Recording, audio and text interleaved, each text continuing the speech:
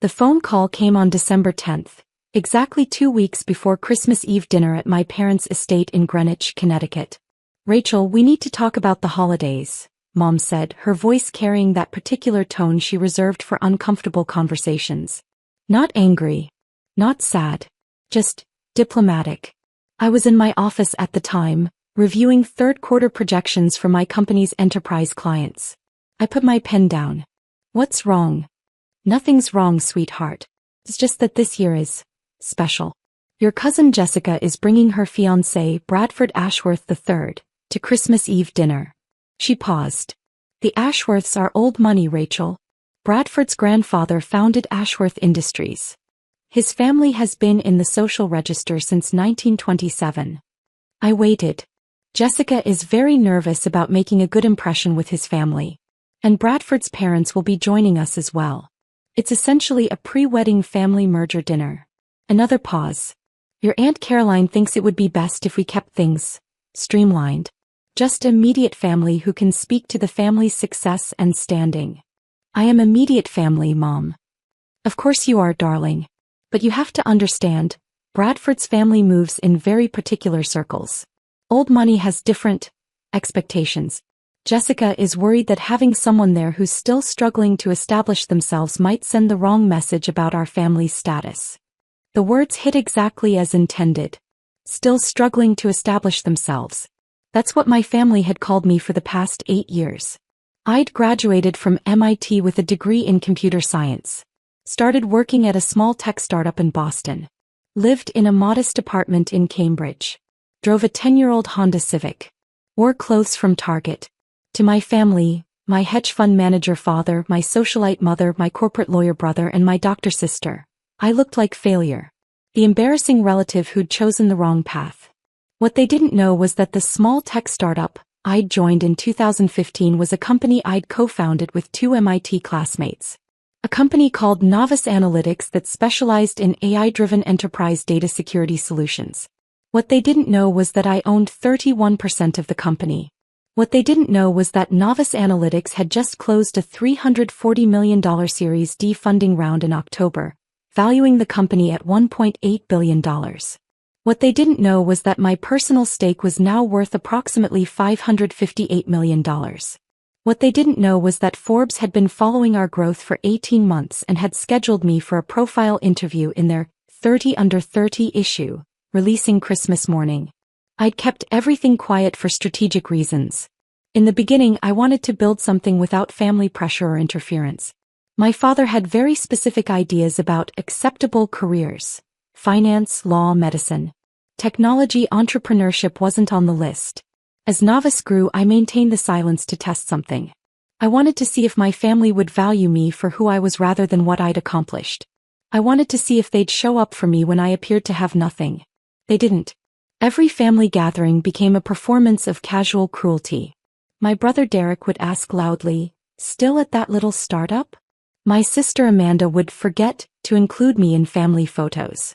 My father would sigh heavily whenever I spoke. And my mother would smile apologetically and say things like, "Rachel's still finding herself." Now apparently I'd become too embarrassing to attend Christmas. "So you're uninviting me," I said calmly. "We're not uninviting you, sweetheart. We're just asking you to understand that this particular dinner is very important for Jessica's future. Her entire life trajectory depends on this relationship with the Ashworth family. We can't risk anything that might jeopardize that. Anything like me. Rachel, please don't be dramatic. We'll do something special, just you and me, after the holidays. We can have lunch at that little cafe you like in Cambridge." That little cafe was actually a Michelin-starred restaurant where I'd held our Series C announcement dinner. But Mom had never asked about my life enough to know that. "It's fine, Mom. I understand." "You do? Oh, thank goodness. I knew you'd be reasonable about this. You're so good at understanding these things." After we hung up, I sat in my corner office, floor-to-ceiling windows overlooking Boston Harbor, and made a decision. I pulled up my contacts and called my publicist, Marcus Chin. "Marcus, the Forbes profile. When does it go live?" "Digital edition drops Christmas morning at 6 a.m. Eastern. Print edition hits newsstands the same day." "Why?" "I need you to make sure it gets maximum distribution." Contact everyone on our media list. Make sure every major outlet knows it's coming. Rachel, it's already going to be huge. Forbes 30 under 30-foot always trends. But yeah, I can amplify. What's the occasion? Just making sure my family can find it, I said. The 8 years between MIT graduation and that phone call had been carefully constructed. I'd met my co-founders David Park and Jennifer Wu in our junior year. We'd all been working on different aspects of cybersecurity research. Jennifer was brilliant with encryption algorithms. David could spot vulnerabilities in any system within minutes. I specialized in machine learning applications for threat detection. We started Novice Analytics in Jennifer's basement apartment with $47,000 we'd scraped together from summer internship savings and a small grant from MIT's entrepreneurship program. Our first product was crude but functional. An AI system that could learn normal network behavior and flag anomalies in real time. We sold it to 3 small businesses in our first year for a total of $180,000 in revenue. My family thought I was working as a junior developer at a tech company. I deliberately kept my explanation vague. I'm doing security software development. Technically true. Year 2 we landed our first major client. A regional bank that wanted better fraud detection.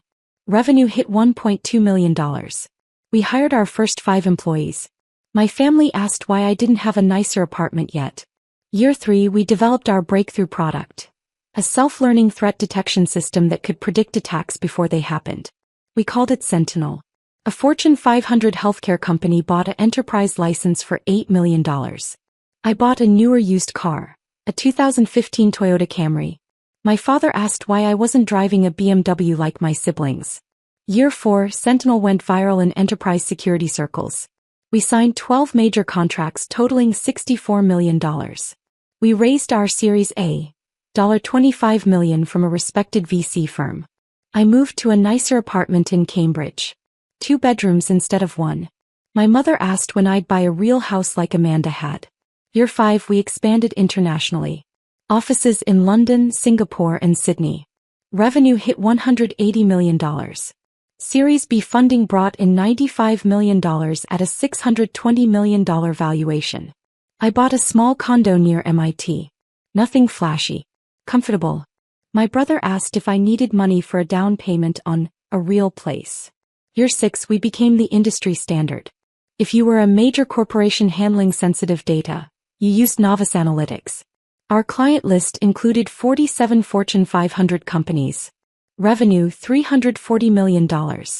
Series C, $180 million at a $1.1 billion valuation. We'd become a unicorn. I wore the same Target clothes to family dinners. Year 7 expansion into government contracts. Department of Defense. Department of Homeland Security. Federal Reserve. Revenue exceeded $500 million. The company everyone in tech was watching. I still drove the Camry. Year 8, October 2023. Series D closed. $340 million at $1.8 billion valuation.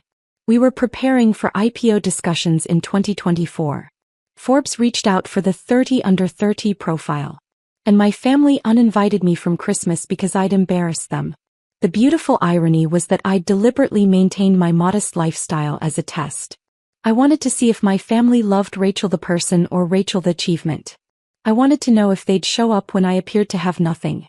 Every dismissive comment, every casual cruelty, every forgotten invitation had been noted, recorded, saved.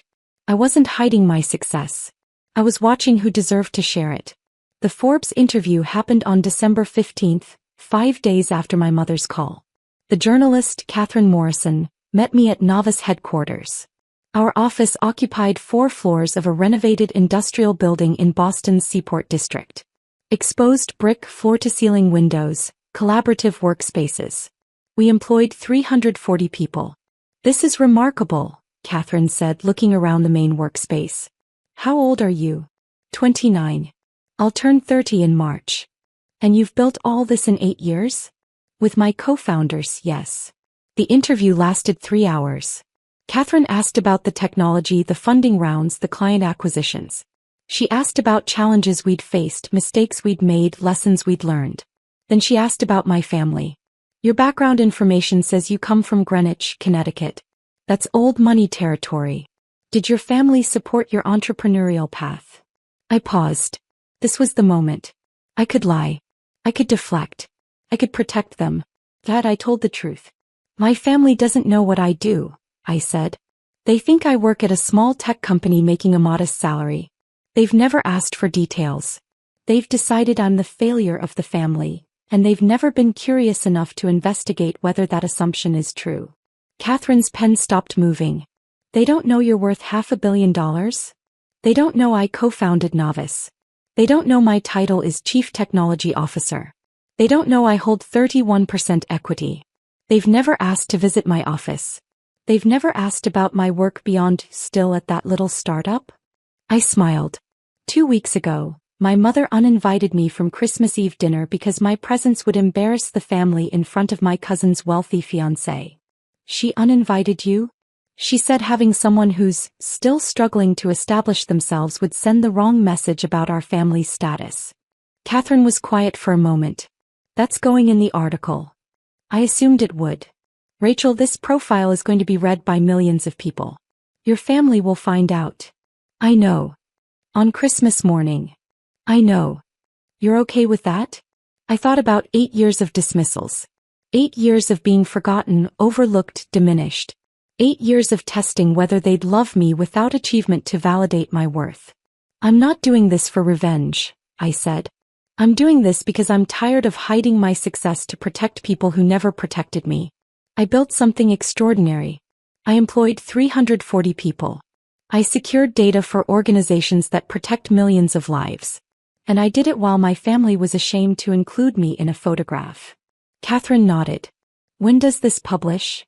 Christmas morning. December 25th, 6 a.m. The days before Christmas I made careful preparations. First I called my lawyer Sarah Vance, who'd handled our corporate work since Series A. Sarah, I need you to prepare something for me. I want a complete documentation package of my equity stake in Novice, my role as CTO and the company's current valuation. Official letterhead, all signatures, everything legally binding. Is there a problem? No problem.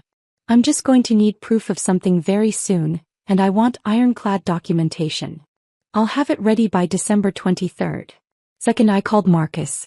The Forbes piece is going to create chaos in my personal life, I said.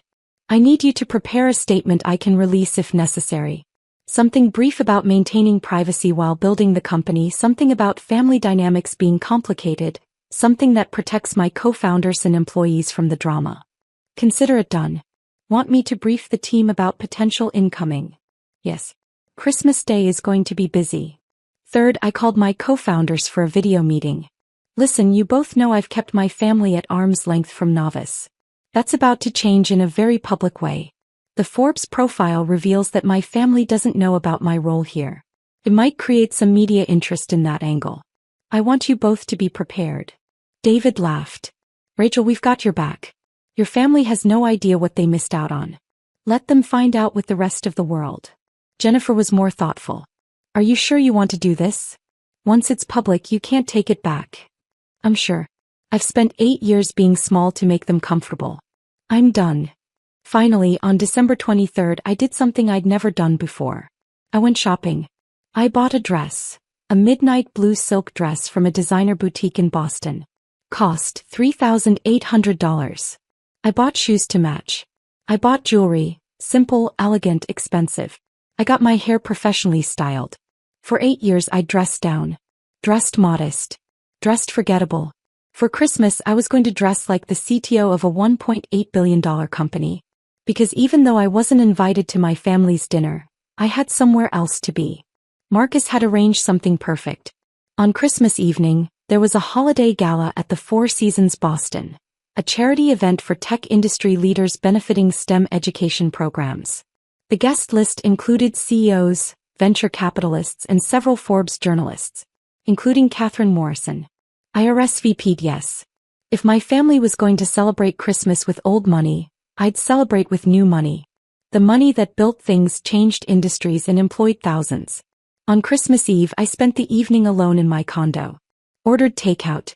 Watched classic movies. Checked my phone periodically. Nothing from my family. No Merry Christmas Eve text. No wish you were here message. No acknowledgement at all. At midnight I checked the Forbes website. The article wasn't live yet. 6 more hours. I went to bed. My phone started vibrating at 6:02 a.m.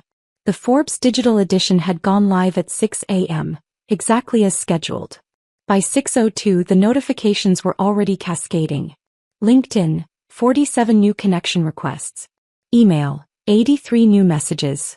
Twitter, my mentions were exploding.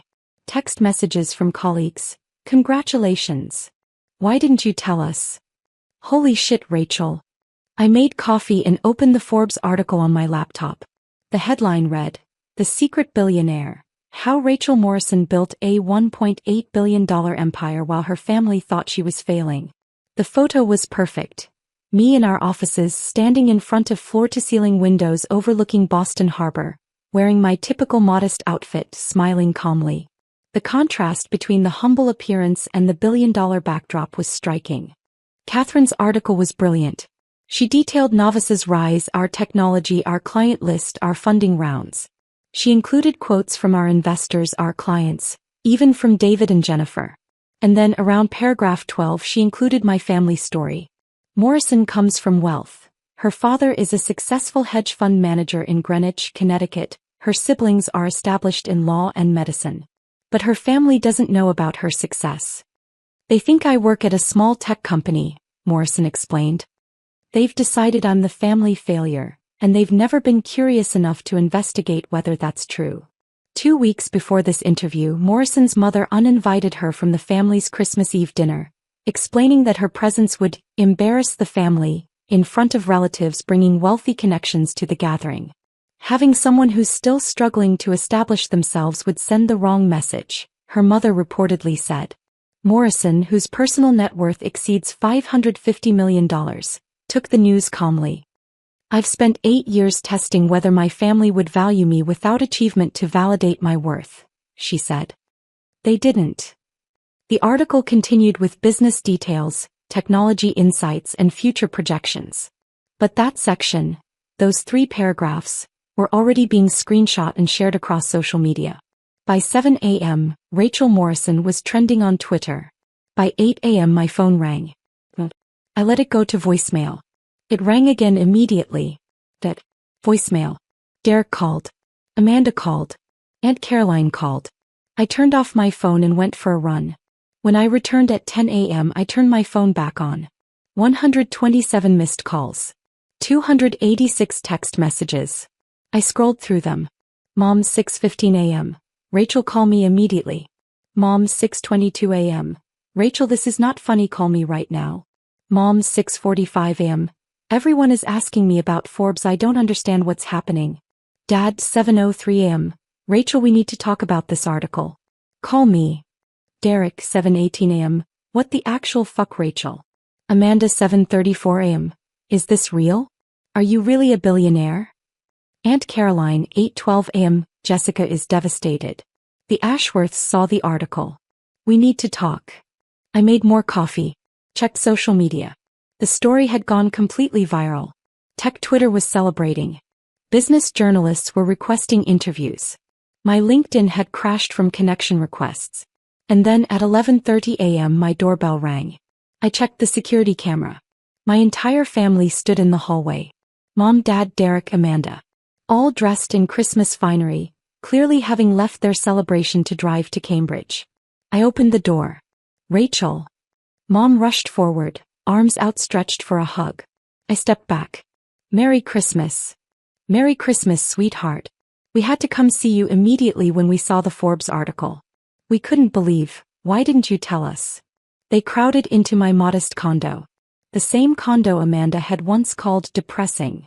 The same place Derek had offered to help me upgrade from. Dad was staring at me like he'd never seen me before. Rachel, this article says you own 31% of a company worth $1.8 billion. That's correct. It says you're the chief technology officer. Correct. It says your personal net worth is over $550 million. Approximately $558 million as of the Series D close, yes. And you never told us? Mom's voice was wounded. Your own family? I looked at her calmly. You uninvited me from Christmas 2 weeks ago because I'd embarrass you. That was before we knew. Exactly. The silence that followed was deafening. Derek broke it. Rachel, come on. You have to understand how this looks. You've been pretending to be poor for 8 years. I've been living modestly. There's a difference. I never lied about anything. I told you I worked in tech security. I told you I was doing well. None of you ever asked for details. You were deliberately hiding your success. Amanda said, I was testing whether you'd value me without it. That's not fair, Mom protested. You can't test your own family like that. I pulled out my phone and opened my photos. December 2019. Derek's birthday party. I asked if I could bring my business partner to introduce you. You said, and I quote, let's keep it family only. We don't need your work friends here. That business partner was Jennifer Wu, my co-founder. She's now worth $590 million. I scrolled. June 2020. Amanda's graduation from medical school. I mentioned I'd just closed a major contract and wanted to celebrate with you. Dad said, that's nice, honey, and changed the subject to Amanda's residency offers. That contract was $8 million from a Fortune 100 company. I scrolled again. November 2021. Thanksgiving. I tried to explain what my company does. Mom interrupted me to ask Derek about his latest case. You literally stopped me mid-sentence to talk about Derek's work instead. We didn't know it was important. Mom said. You didn't ask if it was important. You assumed it wasn't. You assumed I wasn't. Dad's voice was quiet. Rachel, we made mistakes. But you're our daughter. We love you. You love the daughter who's worth $558 million. 2 weeks ago, you didn't love me enough to include me in Christmas dinner. That was a misunderstanding, Aunt Caroline said, stepping forward. She'd been silent until now. Jessica was nervous about the Ashworths, and we thought. You thought having your poor, struggling relative around would embarrass you. You were right. You should be embarrassed. Not because of me. Because of how you treated me. Amanda was crying now. Rachel, please. You're our sister. I've always been your sister. My net worth doesn't change that. But apparently, it's the only thing that makes me worth including. My phone buzzed. A text from Marcus. Wall Street Journal wants interview. CNN wants you for tomorrow. Bloomberg asking for statement. Should I schedule? I looked at my family. I need you all to leave. Rachel, Mom started. No. Please. We're not done talking about this, Dad said. Actually, we are. You're done talking at me about what I should have told you. I'm done explaining why I didn't trust you with the most important thing I've ever built. I walked to the door and opened it. Merry Christmas. Enjoy your dinner with the Ashworths. I'm sure having a daughter worth $500 million will help make the right impression. Mom's face crumpled. That's not fair. Neither was uninviting me from Christmas. They filed out slowly. Derek tried to say something, but I closed the door before he could. I locked it and leaned against it, breathing heavily. My phone rang again. This time it was Jennifer. Rachel.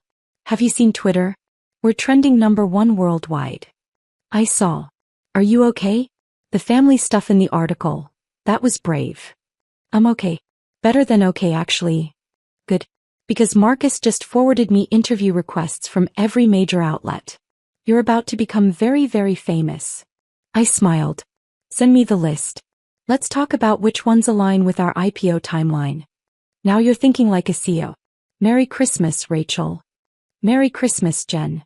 I hung up and walked to my window. Cambridge stretched out below me, decorated with Christmas lights, beautiful and peaceful. My phone buzzed again. Another text from Mom. Please call me. We can fix this. I deleted it. There was nothing to fix. For 8 years I'd given them every opportunity to see me. They'd chosen not to look. Now the whole world was looking. And I was just getting started. The next 48 hours were a masterclass in consequences. Christmas Day evening, I attended the Four Seasons Gala in my midnight blue dress. The moment I walked in, the room shifted. People who'd been circulating stopped. Conversations paused. Catherine Morrison approached immediately, champagne glass in hand. Rachel, you look stunning. How are you holding up? Better than expected. Your family showed up at my door this morning. All of them. And I sent them away. She smiled. Good for you. Come on, there are some people who've been dying to meet you. She introduced me to venture capitalists who'd been courting novice for years, CEOs who wanted to discuss partnerships, journalists requesting interviews. I spent 3 hours networking with people who valued what I'd built, not who my family was. At one point I found myself talking with Margaret Chin, the CEO of a Fortune 50 tech company and one of the most powerful women in business. I read your Forbes profile this morning, she said. The part about your family, that took courage. It was just honesty. Honesty is courage in a world that prefers pretty lies. She paused. My parents didn't speak to me for 2 years after I dropped out of medical school to start my first company. They thought I was throwing my life away. Now they tell everyone they always knew I'd be successful. What did you do? I stayed successful. And I stayed honest about the journey. Eventually they either accept reality or they don't. But you can't build an empire while carrying people who don't believe in you. That conversation stayed with me. December 26th, the story exploded further. Wall Street Journal ran a feature, Tech's Hidden Billionaire, Why Rachel Morrison Kept Her Family in the Dark. Bloomberg covered it. TechCrunch did a deep dive on Novice's technology and valuation. The narrative that emerged was fascinating. Social media split into camps. One camp celebrated the working in secret angle, the idea that I'd built something extraordinary without fanfare or family pressure. Tech founders shared their own stories of family members who didn't understand their work. Another camp debated the ethics of testing family. Therapists weighed in on social media about family dynamics and unconditional love. But the dominant narrative was about class, old money versus new money, and the cruelty of families who value appearance over substance. My family became a symbol of everything wrong with old money attitudes. December 27th, my phone rang from an unknown number. I answered. Ms. Morrison? This is Bradford Ashworth III. I nearly dropped my phone. Jessica's fiancé? Yes. I'm calling because I owe you an apology. I had no idea your family had uninvited you from Christmas because of me, because of my family's expectations. That's unconscionable. I was silent, shocked. I want you to know that I told Jessica yesterday that any family who would treat you that way isn't a family I want to marry into. I've ended our engagement. You what? I ended it. My family has old money, yes. But we built that money through innovation and hard work 3 generations ago. My grandfather would be appalled to know his name was used to exclude someone like you, someone who's actually building something meaningful. He paused.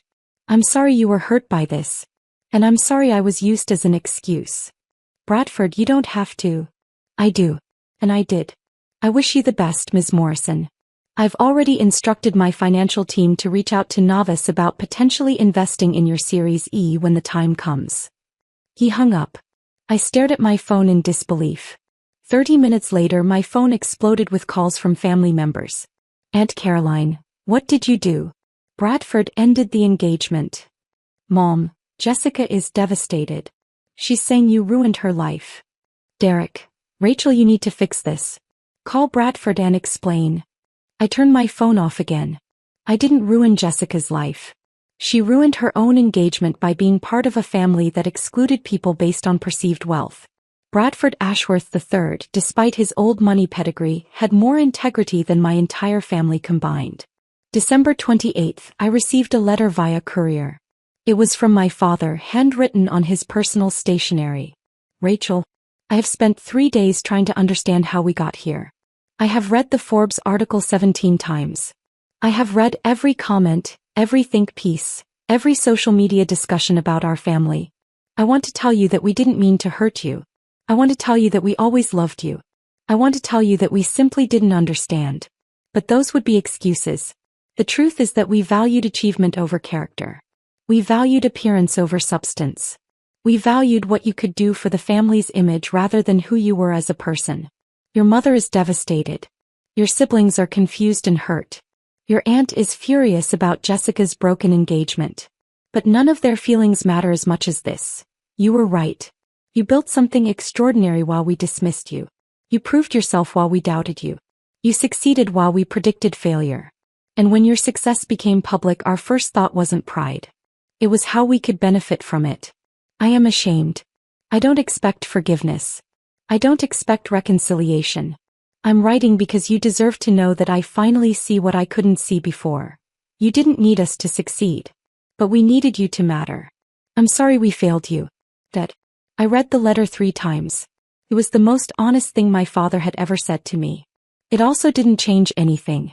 6 months later, I stood in the New York Stock Exchange wearing a custom navy suit, watching Novice Analytics go public.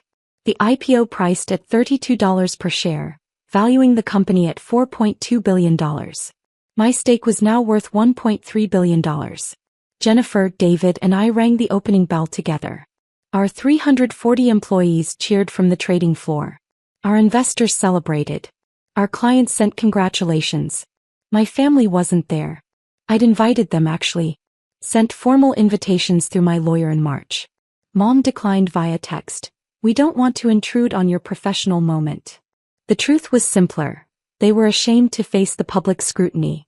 After the Forbes article went viral, our family dynamics had become a case study in business schools, psychology courses, and family therapy sessions. The Morrison family case was taught at Harvard Business School as an example of how families can damage high-performing members through exclusion and dismissal. My mother couldn't attend a charity luncheon in Greenwich without someone asking about that Forbes article. My father had resigned from 2 boards when members kept bringing it up. Derek and Amanda had both reached out several times. Derek apologized genuinely. Amanda sent long emails about family therapy and healing. I'd responded politely but maintained distance. The person who surprised me most was Jessica. She'd called in February, 3 months after Bradford ended their engagement. Rachel, I need to apologize. Actually, I need to do more than apologize. I need to thank you. For what? For exposing exactly who I'd become. Bradford was right to end things. I was so focused on marrying into the right family that I forgot to be a decent human being. I excluded you because you didn't fit my image of success. That's unforgivable. Jessica. Let me finish. I've spent 3 months in therapy. Real therapy, not just venting to a counselor. I'm learning that I constructed my entire life around other people's approval. I don't even know what I actually want. She paused. I enrolled in a master's program. Social work. I start in the fall. Social work. I want to help families that are struggling. Real struggling, not can't afford the right country club. Struggling. I want to do something that matters. We'd met for coffee after that. Started rebuilding something, not the cousin relationship we'd had before, but something more honest. Now at the NYSE watching our stock ticker, envious, flash on screens, my phone buzzed. Jessica, watching the live stream. So proud of you. You did this. Bradford Ashworth 3. Congratulations, Ms. Morrison. Told you we'd invest in Series E. Looking forward to our partnership. Marcus, stock up 34% in first hour. You're officially a billionaire. How does it feel? I looked around the trading floor. At Jennifer, who'd believed in our technology from day one. At David, who'd debugged code at 3 a.m. in Jennifer's basement. At our employees who'd built this company into something that mattered. I thought about my family, absent but finally honest about why. I thought about 8 years of testing, watching, building in secret while being dismissed as a failure. I thought about the choice I'd made to value authenticity over approval. And I realized something. I wasn't relieved that they finally saw my success. I was relieved that I'd stopped needing them to. My phone rang. Unknown number. I almost declined, but something made me answer. Rachel Morrison speaking. Ms. Morrison, this is Governor Williams's office. The governor would like to know if you'd be available for a meeting next week to discuss a new STEM education initiative she's launching. She was very impressed by your Forbes profile and your commitment to educational access. I smiled. I'd be honored. Have your office send the details to my assistant. After I hung up, Jennifer appeared at my elbow. Everything okay? Everything's perfect.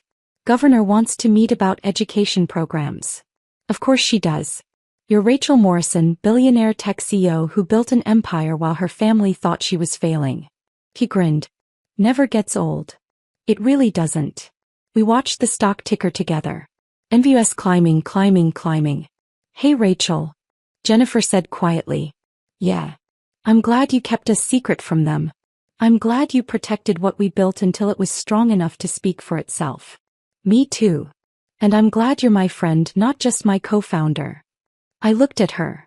My actual family, the one I'd chosen, the one that had showed up when I appeared to have nothing. Me too, I said.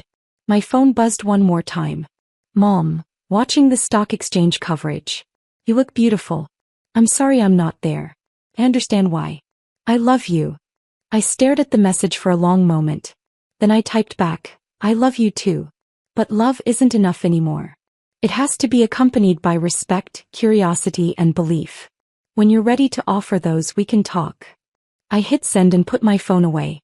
The stock ticker showed NVUS at $43.50, up 36%. Jennifer raised her champagne glass. To novice. David appeared with his own glass. To the team. I raised mine. To building things that matter with people who believed in us when we had nothing to offer but potential. We clinked glasses. Below us, the trading floor roared with activity. Our company, our creation, our proof that success isn't about where you come from or who believes in you.